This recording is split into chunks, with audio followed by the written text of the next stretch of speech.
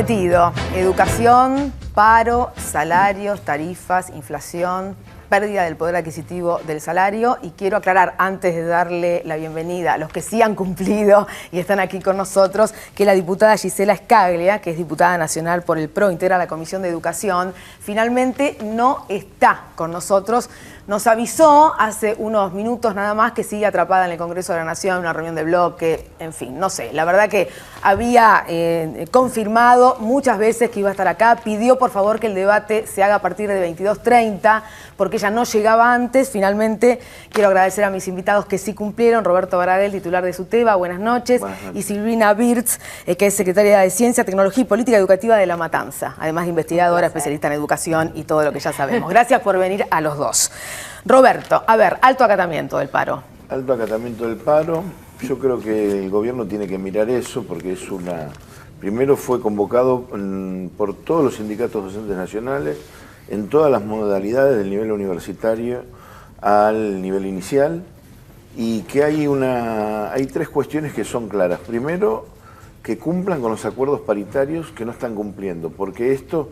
Antes del tema de la paritaria le estábamos pidiendo que les paguen a los docentes, por ejemplo, de orquestas juveniles, 5 meses que no cobran. Están desmantelando los programas socioeducativos. No entregan una sola netbook más, no entregan más libros en las escuelas. Claro, el Plan Nacional de Lectura se desarma. Se desarma. El Programa Nacional de Formación Docente, que es un programa muy importante, que fue un acuerdo paritario y este era el último año, el ministro planteó que no estaba de acuerdo y lo iba a incumplir, así con estas palabras. Dijo, lo voy a incumplir. Sí, y adelante el ministro Triaca, nosotros le dijimos, por supuesto fue una reacción de todos los gremios, y dijo, bueno, si ustedes no están de acuerdo, vayan a la justicia. Lo que es un hecho grave, porque los acuerdos paritarios se tienen que cumplir. Él tiene el derecho de decir, bueno, me parecería que habría que reformularlo de esta manera, y nosotros estábamos dispuestos. Ahora directamente planteó que lo iba a incumplir. Ahora, permíteme, Roberto, para que se entienda, porque sí. el ministro dijo, a ver, nosotros ya acordamos salarios con los docentes, y además también ajustes automáticos. Uno será en septiembre, otro en enero. Con esto cubrimos la inflación del año, o sea que los docentes no tienen razón en decir que por la inflación quieren reapertura de paritarias. Voy al segundo punto, que es reapertura de paritarias. Eso que plantea el ministro es piso salarial nacional. Abarca solamente el 8% de los docentes del país. O sea que el 92% se queda fuera de esto. Se queda fuera porque está en un promedio de aumento salarial del 30 al 35. Ahora, del 8% ni siquiera lo cumplen. Otro acuerdo paritario incumplido. ¿Por qué? Se fija un piso salarial para que ningún docente cobre menos de eso. Ahora, lo están tomando por persona en lugar por cargo. Entonces, si un docente en una provincia tiene 2 cargos y la sumatoria de los 2 cargos le excede el piso salarial, no cobra el piso salarial. Entonces, en eso también están incumpliendo. Entonces, lo que le decimos al ministro, simplemente que cumpla los acuerdos paritarios y que convoque la reapertura de paritarias. Dijo que no, que no hay motivos. Pero lo tienen, bueno, con las tarifas también hicieron lo mismo y miren cómo terminaron. Yo aspiro a que el gobierno reflexione, que no esté en clave de negativa o en clave de piñón fijo como hicieron con las tarifas, y después tenemos un conflicto tantos meses que lo terminan haciendo lo que tienen que hacer. Ni siquiera estamos reclamando aumento de salario, que correspondería. Estamos reclamando no perder poder adquisitivo del salario. La inflación interanual, datos oficiales, es del 46%. Y el impacto en los salarios menores es de entre el 50 y el 52%, por el consumo concretamente. ¿A dónde está destinado? Precisamente servicios básicos, alimentación, transporte. Permitime que podamos participar todos, y sí, quiero que Silvina, porque hay otra arista de este tema, planteado por algunos funcionarios, no sé si será el pensamiento de todo el gobierno nacional, respecto de que los maestros faltan mucho, no están capacitados, hay muchos cargos con suplentes, mucha gente que está enferma mucho tiempo, piden licencias, la verdad no hacen lo que... no trabajan, te lo voy a pasar ¿Es así, Silvina? Mira, yo lo que creo es que frente al incumplimiento de ciertas políticas del Estado, siempre se sale a culpar a los docentes. Recién vengo de un programa en donde un diputado llegó a decir que la mayoría de los docentes son un desastre, son muy malos. Es una vergüenza. Mario Barletta, es una vergüenza. Mario Barletta, ¿qué dijo exactamente? Que son los vagos. La mayoría de los docentes, y esto no es así. La mayoría de los docentes hoy trabaja muchísimo. Yo, digamos, cuento las anécdotas que veo en las escuelas. Yo estoy viendo, por ejemplo, ahora que se necesitan más cupos en el comedor. Verónica Magario, con toda una mesa de diálogo social en La Matanza, está armando refuerzos en todos los comedores escolares porque la provincia no está aumentando los cupos. Los directores y los docentes hacen milagros con lo que tienen. Es decir, me quiere decir que los pibes vuelven a la escuela para comer. Sí, claro, Esto es lo que me estás diciendo. Ya volvimos a eso. Y no tenemos más cupos. Entonces, y acusar a los docentes, yo cuento un caso, pero porque me pasó hace 10 días y realmente es conmovedor. Un vicedirector llorando porque un nenito prueba un flan en el comedor de primaria, prueba un flan con dulce de leche, que ese día había flan, le pone una tapita al vasito, se lo guarda en la mochila y se lo quiere llevar a la casa. El vicedirector llorando le dice, ¿por qué? Le quiero dar de comer a mis hermanitos, quiero que compartan esto. Permitime, ya que estamos hablando de todo esto, escuchar un segundito a Marcos Peña, jefe de gabinete de la Nación, que hoy ha estado en la Cámara de Diputados. Su informe de gestión, varios temas, dijo esto, entre otras cosas. Las tres se están cumpliendo. En primer lugar, lo que tiene que ver con la baja de la inflación. La baja de la inflación hoy ya es indiscutida y está claro que el sendero de baja que habíamos prometido está en marcha. Bueno, ahí está. Problemas no hay porque además está bajando la inflación y para el año que viene prevén un 17%. Sí. No, pero aparte es incorrecto. En todo caso, que hay un aumento exponencial de la inflación y en el marco de ese aumento exponencial hubo una desaceleración. Es otra cosa que baje la inflación. La inflación sigue sosteniéndose y la inflación, hay un cálculo, tenemos 5 meses para adelante y 7 si contamos febrero. Entonces, creo que ahí hay que tener una discusión. Y dos cosas más. Uno, educación pública de calidad. Hablan de calidad educativa, nosotros hablamos de educación pública de calidad, porque ponemos la centralidad en la educación. Y interrumpen los programas de formación docente. Un programa que se estaba llevando adelante a nivel nacional. Y el argumento que los docentes son todos vagos, que no trabajan. Primero el Estado tiene que controlar, nosotros no nos oponemos a que el Estado controle, pero ese argumento es cuando no tienen argumentos del otro lado de decir que están pagando salarios por debajo de la línea de la pobreza. Ahora, en la provincia, Maxi, corregime vos si estoy de acuerdo, ¿no se controlaba esto y había, incluso se tercerizaba para que se controle si los maestros faltaban, no faltaban, se enfermaban? Sí, en realidad ha sido muy controversial, con Roberto lo hemos discutido un montón de veces. Yo lo que no quiero dejar, que me parece que estamos perdiendo la oportunidad de que la centralidad del salario docente nos devora, y se lo quiero preguntar a los dos, y exime en realidad a los docentes de responsabilidad. Porque en realidad, lo que acaba de ocurrir acá mismo, es esta idea que al docente no se lo puede criticar. Y por supuesto que estas historias son conmovedoras y hay problemas, pero no se puede evaluar al docente, no se lo puede criticar. ¿No hay docentes malos a nivel nacional o en la provincia? Debe haber. En todos los sectores, sí. No, a ver, por supuesto que está muy bien, digamos, lo que señalás. Hay docentes que, como en todos lados, hay médicos malos, hay abogados malos y hay algunos docentes. De ahí a decir que todos los docentes, o que una gran mayoría de los docentes, no. Claramente yo te diría que es una minoría. Que ahora hay que seguir actualizando a los docentes, sí. Ahora, a mí lo que me preocupa, por ejemplo, yo veo el tema de, el problema es la inflación, y digo, no, un gobierno tiene que gobernar para las personas. Hay un libro muy interesante de 2 economistas, de Amartya Sen, un premio Nobel, con Bernardo Klicksberg, y es un libro de economía. ¿Sabes cómo se llama el libro? Primero la gente.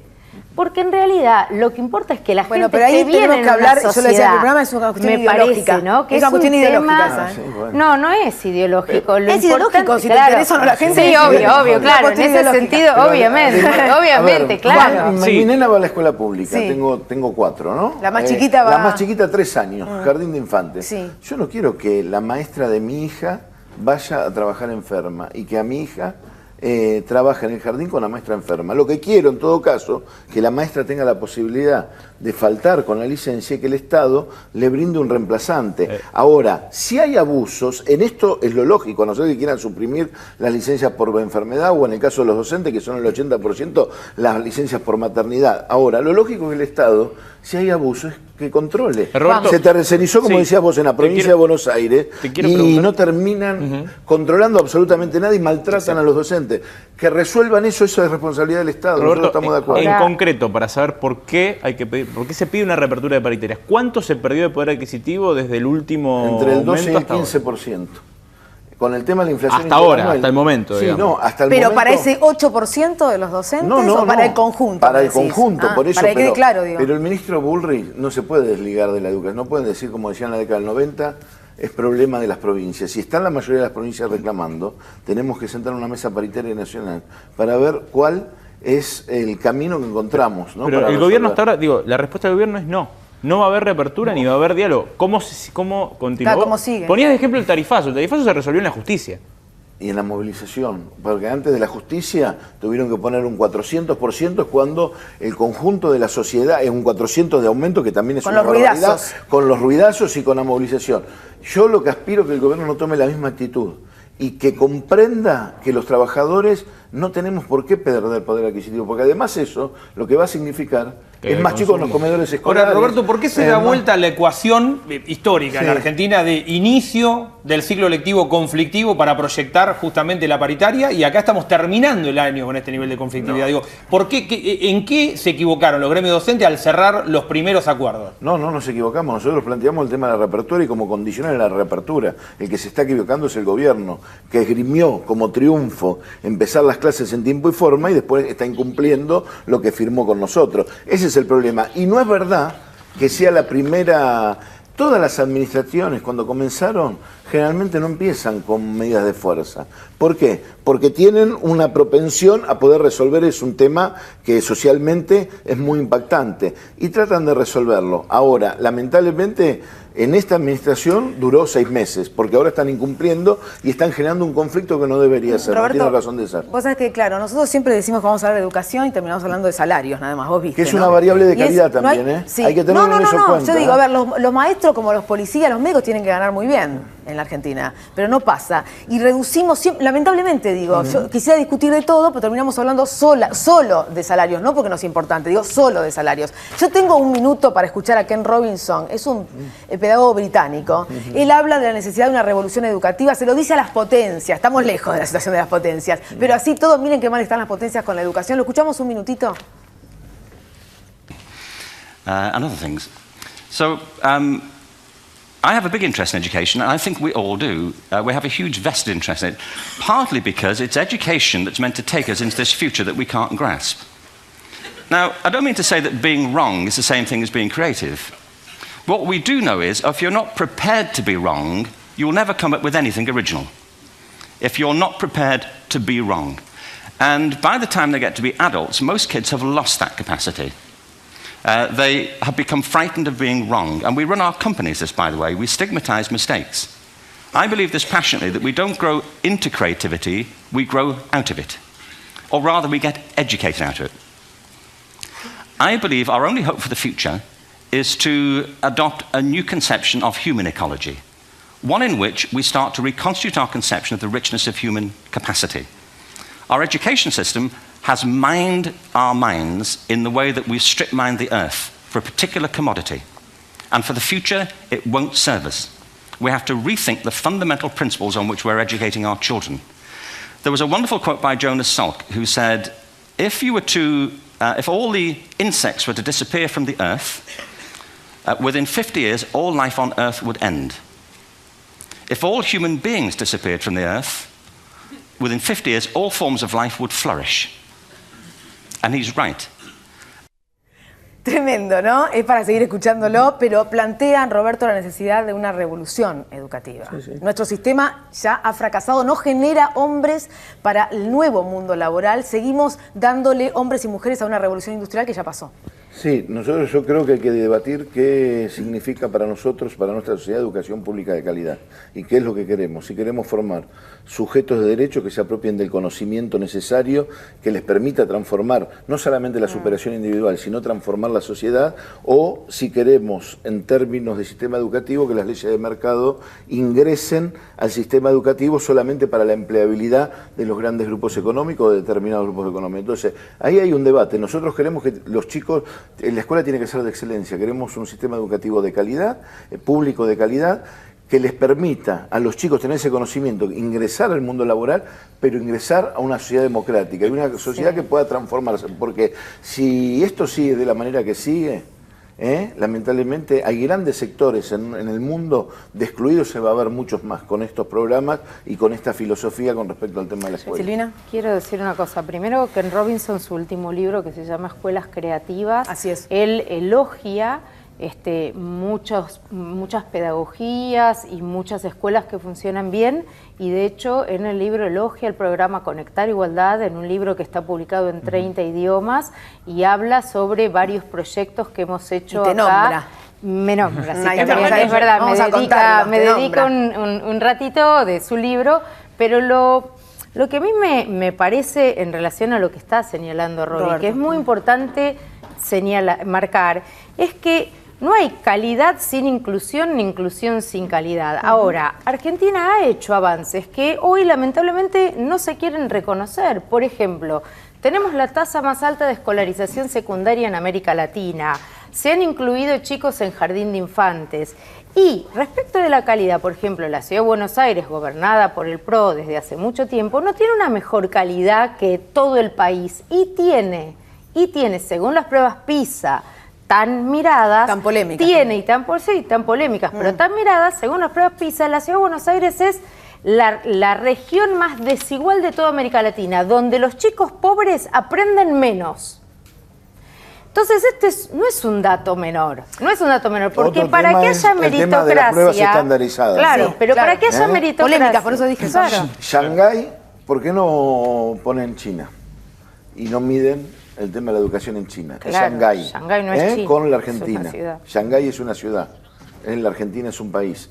Bueno, en términos generales, eso no es una justificación de lo que no está. Nosotros creemos que hay que hacer mucho por delante para una educación pública de calidad, pero también entendemos que el paradigma que estaba en los años 90 de que desaparezca la escuela secundaria, la escuela técnica, eso se revirtió. Hubo una ley de financiamiento del 6%, que fue muy importante, hubo mayor inclusión y una nueva ley de educación, que además tiene un tema que prohíbe que la educación sea producto de los tratados de libre comercio, que no se le ocurra ahora al gobierno, con esto de la entrada del TTP, Sí. al Tratado de Transpacífico, Sí. querer derogar el tema de la ley de educación, porque le prohíbe, concretamente, es la única ley en el mundo que hemos conseguido que se incorpore que la educación no tiene que ser considerada como una mercancía. Es un debate que tenemos para adelante y nosotros Interesante. creemos que tiene que haber una educación pública de calidad. Nosotros tenemos muchas ganas de seguir preguntando, pero se nos va el tiempo, así que le tengo que agradecer a Roberto Baradelli, a Silvina Birz que hayan estado aquí. Lamentablemente no pudo estar la diputada del PRO, hubiese sido interesante escuchar también otros modos de pensar o qué hacer con la educación. Vamos a hacer otros programas, quédense tranquilos. Así que les agradezco muchísimo. Antes de irnos, ya sé que estamos con el tiempo justo. Julia está acá, vos no sabés cómo me habla, me está matando. Bueno, pero tenemos que contarte qué pasó con la pregunta central. Vamos, Juan, Maxi, te voy a contar. ¿Cuál es tu perspectiva de trabajo para este año? ¿Buena, mala? Buena, el 15%. Ok. Mala, el 85%. Esta es la perspectiva que tiene la gente respecto de las posibilidades de trabajo para este año, que estamos transitando el segundo semestre. Esto incluye todo, posibilidad de quedarse sin trabajo, pérdida de poder adquisitivo, digamos, me parece que... ahí Perspectiva de confluye- trabajo, ¿no? Exacto. Está claro que cerramos el año con un solo eje discursivo que tiene que ver con la situación del empleo. Sí. Más allá de la inseguridad, más allá de la inflación, más allá de las otras variables. No, las encuestas muestran eso también, ¿eh? Se revirtieron los temas de mayor importancia, dejó de ser la seguridad y pasó a ser el empleo. En las búsquedas de Google, este es un dato que me pasaba un colega el otro día, el empleo y desempleo son de las palabras más buscadas, incluso por encima de tarifazo. Estadísticas de los buscadores de internet. La gente busca más eso. Ahora, que otras ¿sabés cosas. que nosotros estamos hablando del trabajo, de los números, ¿no? Sí. Tratamos de eso traducirlo en personas, ¿viste? Claro. Por eso, cuando dice el 9,3 impresiona, estamos hablando de 1.165.000 argentinos que no tienen trabajo. Pero además, estamos hablando de una composición que genera no tener trabajo, además de perder la dignidad, No, digo, ¿viste? puede. Angustia, claro. temores, Por supuesto. enfermedades psicosomáticas, no solamente el que pierde el trabajo, sino de su entorno familiar. Exacto. Es muy angustiante para un padre de familia o jefe de familia, porque somos las mujeres también, Sí, no llevar, perder el claro. trabajo, no tener que Sí, llevarle a los y chicos a la por fuera de casa. esta estadística se queda lo que ocurrió hoy en la autopista Buenos Aires-La Plata. Sí. El reclamo del sector informal que nunca queda también- reflejado en estos números. Que también, ¿Qué? sí, también Claro. subió del ¿Qué? 31 Exactamente. al 33. 1 de cada 3 argentinos empleados está empleado informalmente. ¿Qué decían Una hoy los cifra que- militantes de la coordinadora Aníbal Verón? No hay changas, queremos trabajo porque no hay changas, no podemos llevar la comida a casa porque ya no hay changas para hacer. Bueno, esto ayudaba y mucho, claro está. Pero además vos viste que qué duro es ese núcleo, ¿no? Para bajar el trabajo informal en la Argentina, que ya era muy alto. Muy difícil. Acá alto. Tiene que haber un compromiso de parte de las patronales, de las confederaciones, de empresarios y de los sindicatos para combatir finalmente. Bueno, por ahí, Juan, estamos hablando otra vez de lo que pide mucho la oposición, digo, en general, que es un consejo político, social, económico. Pero cuando vos hablás con integrantes del gobierno, yo se lo pregunté a Marcos Peña, el jefe de gabinete, y me dijo, esa es una herramienta que atrasa 50 años. Por lo tanto, que barajó el gobierno como posibilidad al comienzo de la gestión. No, la barajó, la descartó y después cuando se le complica la vuelve a barajar y la vuelve a descartar. Es muy difícil que eso penetre en los sectores empresarios porque solamente quieren bajar los costos. A ver, ya que se habla tanto de subsidios a los servicios, uno de los motivos de los subsidios a los servicios era que los empresarios pudieran bajar los costos sin tocar la variable empleo. Se mantuvo el empleo en parte gracias a que se pagaban subsidios para que los empresarios pudieran bajar los costos de gastos en servicios, en gas, en luz. Así no tenían que ajustar por empleo. Si no, lo hubieran hecho por empleo también. El gobierno anterior tomó esa decisión. Es una decisión política, una decisión estratégica. Otro tema, ¿no? Porque relacionado con esto tenemos que hablar de las tarifas y de las pymes. Porque las pymes dan trabajo. Estamos hablando de la falta de trabajo. Y entonces las pymes han recurrido a la justicia con amparos. Están intentando constituirse en una clase. Esa es la figura legal. Es decir, un universo de pares que puedan reclamar ante la justicia. La realidad es que el fallo de la Corte Suprema deja abierta la posibilidad del reclamo colectivo y de hecho se espera que haya una catarata de amparos, ¿no? Se van configurando justamente las distintas asociaciones. Un datito político muy cortito. Estuve en el Congreso ayer. Sí. Los empresarios vuelven con el caballo cansado al bloque del Frente para la Victoria a reunirse con diputados, empresarios, hablo de cámaras importantes del sector, a pedirles apoyo. ¿Y eso cómo se traduce? A casi ver. haciendo autocrítica por haber apoyado al gobierno o haber tenido esperanza con el gobierno. Varios. ¿Pero qué empresarios? ¿Qué empresarios? Cuando me por dicen ejemplo, empresarios, ¿por qué? Estuvo la Cámara Argentina de la Mediana Empresa, por ejemplo. Cornide estuvo reunido ayer con Héctor Recalde, por ejemplo. Por dar un ejemplo. Para dar un ejemplo. Hombres y mujeres que habían apoyado al gobierno, que habían agradecido la ley PYME, empapelaron la zona del Congreso agradeciendo la ley PYME, ahora vuelven a buscar refugio en... No, que acá hay un riesgo muy concreto y muchas pymes sienten que van a cerrar. Lo mismo con productores agropecuarios. También, claro. Con asociaciones de productores agropecuarios. El campo está al límite. Los pequeños. Al límite. Los pequeños... Los grandes lo pasan bien siempre. Un poquito más, ¿eh? Los grandes lo pasan bien siempre. Porque hay concentración ahí, ¿eh? Sí, claro, hay mucha concentración y lo pasan bien siempre. Estamos hablando del temor, obviamente, de estas pymes, de que algunas te dicen, la verdad, si esto se aplica, cerramos. Ahora, el gobierno tuvo una reunión Macri y Aranguren, el ministro de Energía, para hablar de un nuevo cuadro tarifario. Están pensando en regionalizar y ver qué pasa, porque obviamente los climas y el país no es igual en todos lados. ¿Se podrá hacer una nueva Excel, digo, esta vez funcionará? Ya lo hicieron mal. O sea, a ver, Aranguren, ¿qué decía? Que había arreglado con gobernadores y con intendentes, ya habían tenido conversaciones para poder aplicar el aumento de tarifas. Bueno, fracasó estrepitosamente ese cálculo. Sí. Ahora también el ministro Prat-Gay hizo un cálculo sobre cuánto le va a costar al gobierno, cuánto le costaría al gobierno en términos fiscales no aplicar el tarifazo a los usuarios residenciales. También tuvo que retrotraer y achicar esas cifras, es decir, hay que ver si funciona. Bueno, no estaría mal que esté segmentado en principio. Que los ricos paguen más. Eso está muy bien. Mal. Eso está muy bien. Pero yo, insisto con el ajedrez para esto. Y va a ser la frase para cerrar. A una mala jugada, señoras y señores, le sigue una peor. Nos vamos, caballeros, muchas gracias. Gracias por todo. Espero que hayan disfrutado del programa. El próximo miércoles estaremos aquí en CN23 a las 22 para hacer todos juntos. Digo lo que pienso. Chau, chau.